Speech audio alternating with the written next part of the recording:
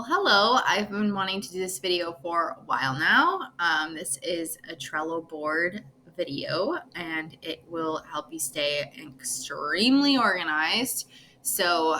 This has really helped me to not let anything fall through the cracks. I am a visual person and learner, and so this just makes life easier and it makes you so you never forget to follow up with a lead or someone who is in your pipeline because you can see them so easily right here. I feel like sometimes when they're just in your CRM system and it's like a bunch of different people in a list, it can be really difficult to be like, oh yeah, these people right here, like these 6 people are the people I have to follow up with. So I'm going to teach you how to make this and what is the point of it and how it will make your life easier. So first you are going to want to get into Trello. It's like an Atlassian. I'm definitely not pronouncing that correctly, but this is actually under a different entity. So it'll have you sign up likely through there, but you can have a free account or a paid account. I personally have a paid account just because I like to share boards a lot with people. And I believe I have a video out there of that. Maybe not yet. But I do also have boards for transactions. So it will have like initial steps and then it'll have information on like showings and such. And then there's a whole card where it goes through the entire transaction process. So this is really helpful for people who are buying and selling because obviously they don't go through it every single day like we do. And it just is a nice visual representation of the transaction and lets them know where we're at. So I also have that. I can't remember if I have a video out there on it or not. But yes, this is a different beast. This is the transactions overview. This is like what you would use for yourself. First, you're going to get into Trello, like I said, and you're going to make a board. And if you have the free account, I think you can make up to 10 boards before you have a charge. And this whole thing right here is one board. So you should be good if you are just planning to use it for basic purposes. Then these columns right here are called lists. So if you scroll all the way to the right, you can add another list. You can call it whatever you want. And then you can add cards to it. So that's what these little things are. These are cards. So first, you're going to make an active column. These are active buyers, active sellers. So like your listings that are on market currently or your buyers who are actively looking, you can put them in a column right here. And obviously, these columns can be absolutely anything that you want. So I personally do not have an under contract column, but you could definitely do that. You could definitely do like upcoming listings, under contract, active, call it pending, whatever you want. And then I like to have a pipeline column. So these are people who have said, like, yes, I'm probably going to be looking to buy like next spring or something. Like within 6 to 12 months, I usually will put them in the pipeline column. And if you open any of these up, there are a lot of cool things that you can do in Trello. You can do checklists and you can actually copy over checklists. So we'll get to that. But you can put a description in here. So when I first meet someone, I'll just be like, met at networking, if I could spell, met at networking event. We'll say it was today, 10/5/23. Looking to buy in Appleton, budget about 300,000. So just a couple descriptive things about the person and some background information. And then you're also going to want to put like their contact information in here so it's really easy to find. And then you can also make comments. I typically do make comments on my own things just because it's kind of like a nice little update.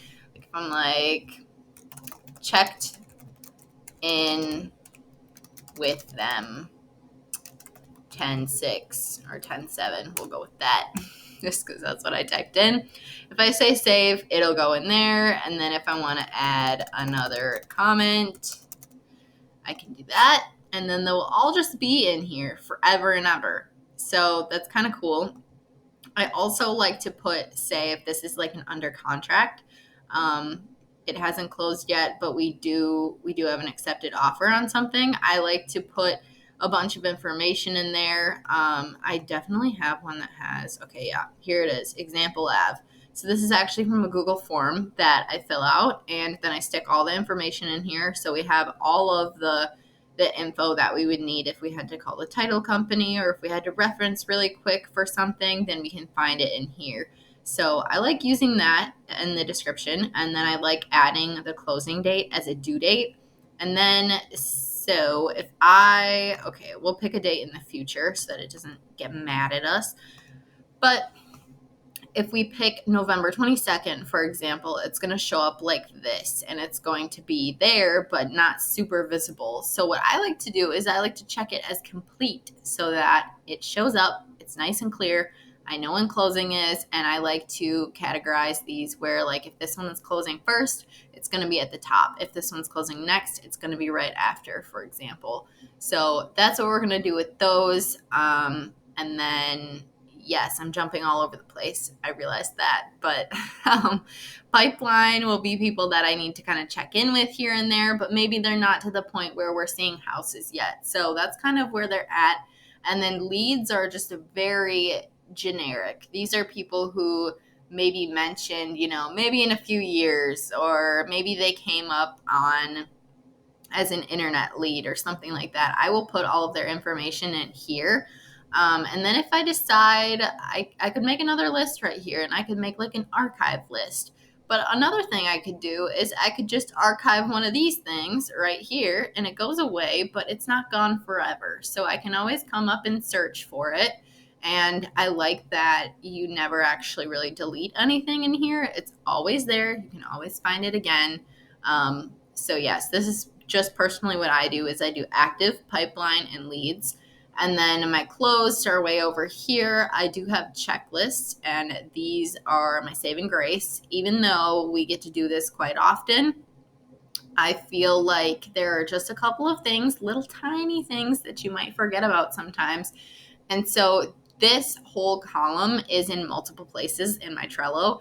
You're going to need it in the board if you want to use it in one of these cards. So you're going to need to copy it over. If you wanted to do that, you could do copy list, and you'll just copy it right here. And then you're going to go to move list, and you're going to move it to a different board. So we are going to just archive this because we do not need this. So, okay, and I think my face is in the way. So there we go, archive this list. But for example, if we open up buyer accepted offer to closing, we have so many things in here. We have like a transaction worksheet, or filling out like your notes on things, making sure that everything in your electronic file software like Dotloop or DocuSign, making sure that's complete. Make a social media post, schedule a home inspection and send the home inspection email, like schedule closing. There are so many things in here, and you'll find, like, however you want to personalize it, you'll find yourself just adding things constantly to here. So I do like to use these almost as like the master checklist, and almost like a template, I guess you could say. So we have many different things. These are the buyer emails. I also like to copy these over in here. So I'll show you if we were in Main Street with Betty Buyer and she's under contract. So first of all, I would want to add the checklist for buyer emails, and we'll go ahead and add. And these are all email templates that I have. So we'll say she's under contract, so she will have gotten, all of these by this point. But let's say I haven't sent her the buyer accepted offer email yet. So I can go into my email and finalize that, personalize it. And then once I sent it, I can check it off. So these are the rest of the emails that I need to send to Betty Buyer. And then we will also add buyer accepted offer. And you'll notice like these are categorized under certain things. So you can just go and find like what they're called, but they'll be under different things. Like this one's under Main Street Betty Buyer. This one's under like example av. But I usually just go and find the checklist, and then we'll say add. So this is my buyer accepted offer checklist. So once we just got the accepted offer, we can start checking some stuff off that we completed. And then once we exit out of here, and everything is like auto saved, which is very nice. So once we want to go back in and see where we're at, everything is up to date. So I really, really like the checklist. I have all of these ones, so you can write these down if you need some ideas. But new buyer consult is also always very helpful, and then post closing is always very helpful too. And this is just generic, it's pretty much for buyers and sellers, but it just makes sure that everything is done. And then we have the closed files. You could just archive all of these if you wanted to, but I do really like having a closed column, especially when I changed brokerages. It was really easy and nice for me to look through this and see all of the purchase and sale anniversaries for people who I have helped in the past. So, especially with these dates, because they're just right out in the open. So typically, like, your checklist would be all the way done. So it would be like this one, Ben Buyer, right here on Example Street. Really, really super interesting home. Again, you could have property info in there, and then all the buyer emails could be done. You can even add in attachments. So if you go to attachment and like choose a file from your computer, you could add in like really anything you wanted. So this is pretty much it. I don't know if I really have a lot of other tips. Okay, yes, I do. So I like to add tags to these just because they help everything stick out a little bit better, and you can compress them so that you don't actually have to see what they say, but I like to see what they say. So we have buyer as orange and seller as green. This is like the debate on is like science green and math red. Like, honestly, I should probably change these to blue, because to me, buyers are blue and sellers are green. So if you have a preference and you could like see in your brain like what buyers and sellers are, if you're an agent too, let me know what color each are for you. I don't know if that's like a normal thing, but to me, buyers are blue and sellers are green. I don't actually know why they're orange in here. But yeah, I like to add tags for them. And then obviously you can change the name in here. So if I'm the buyer, I'm just going to say like Marissa Miller. Another thing I like to do is, so we'll have Billy Buyer right here, but once he gets under contract on 123 Main Street, we're going to put in 123 Main Street. And I usually leave the city and everything out just because it gets too long. But we're going to put the little spacer in between. And there we go. So we know what house he's under contract on without even having to click into the card. And that's a lot of this, I think, too, is just like knowing where everything's at without actually even having to click into the card is so, so nice. I would say, too, if you have someone who is buying and selling at the same time, I would recommend making 2 different cards for them, just because you're going to have a lot of varying information for both transactions, and the checklist will just get confusing if you have them in the same one. So I would recommend splitting them up and having like what house they're buying and then the house that they're selling. So that's my recommendation. Up here, you can change what they say. But yeah, and you can change this background as well if you want. But this overall, I think that's everything now, hopefully. But overall, this has made my life so much easier. And like I said, I can always update things if I need to. But it also is just helpful, I feel like, because even if you feel like you're maybe not making any progress with people in your pipeline, just looking at this and just writing down every single lead, every single person who's like talked to you about buying or selling in the future, I feel like it's like, wow, I actually do have a lot of people. When you like just think about it and it's all in your head, it can be so easy to forget things.